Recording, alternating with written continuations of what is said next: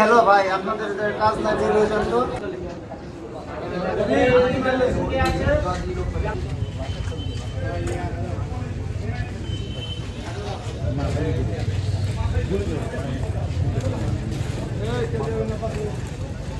হ্যাঁ চাপাই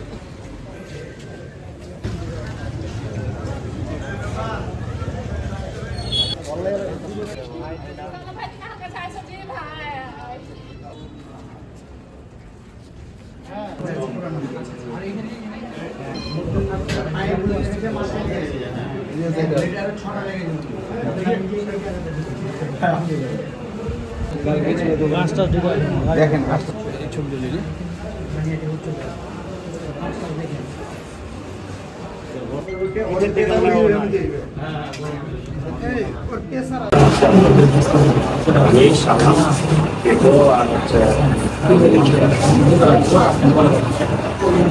যখন এশারের আজান দিচ্ছে মূলত অবস্থায় পশ্চিম সাইড থেকে মোটামুটি 20-25 জন অন্ধকারে 20-25 জন দেখেছি, আরো বেশি কাস্টমার কমে যাওয়া 20-25 একটা বম মারলো, আর গুলিও করছে, বোমা মারছে। ওখান থেকে আমি সাইডে ছিলাম, আমি একটা দৌড় দিয়েছি, দৌড় দিয়ে আমি চলে এসেছি রোডের দিকে। এরপরে ওরা ওখানে উঠে তারপরে কি করেছে আমি দেখে দিই। আশরাফ বাহিনী, আশরাফ চেয়ারম্যানের লোকজন। এই ঘটনার কি পূর্ব শত্রুতা ছিল আপনাদের সাথে? জি, কি ঘটনাটা ছিল? অনেকদিন যাবৎ এই আশরাফের সাথে সালাদের একটা বন্ধ হয়ে আসছে, ওটার কারণেই আজকের এই ঘটনা। এটা কি এলাকায় আধিপত্য বিস্তারকে কেন্দ্র করে দ্বন্দ্ব? আধিপত্য বিস্তারকে কেন্দ্র করেই আর কি এটা হয়ে আসছে। এই ঘটনায় কে মারা গেছে কি এরকম আপনার জানা আছে? হ্যাঁ, আব্দুল সালাম ওখানে স্পট ডেট মানে জায়গাতেই, ওকে পরে এসে কোপানো হয়েছে, বম মেরেছে এবং কোপাচ্ছে পরে। আর মতিন মাস্টার ওখানে তখন মানে জীবিত ছিল, পরে নাকি হাসপাতালে এসে আর কি মারা গেছেন। আপনার পুরো নামটা? আমার নাম মোহাম্মদ রহিম বাদশা। আজকে যারা এই ঘটনাটা ঘটেছে এদের কিন্তু কারা ছিল, আপনারা কি তাদেরকে চিনতে পেরেছেন?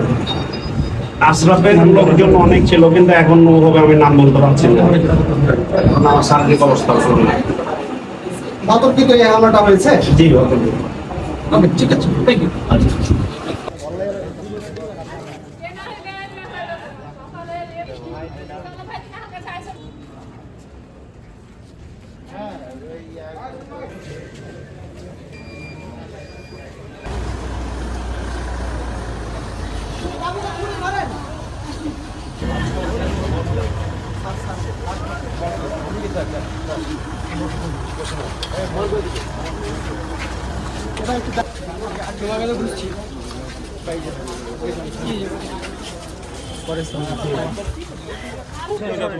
তোমাদের কোনো কাজ নেই, যাও তো ভাই।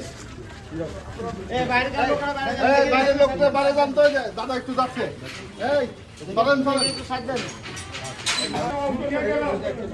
কেউ যান না, যান স্যার যান।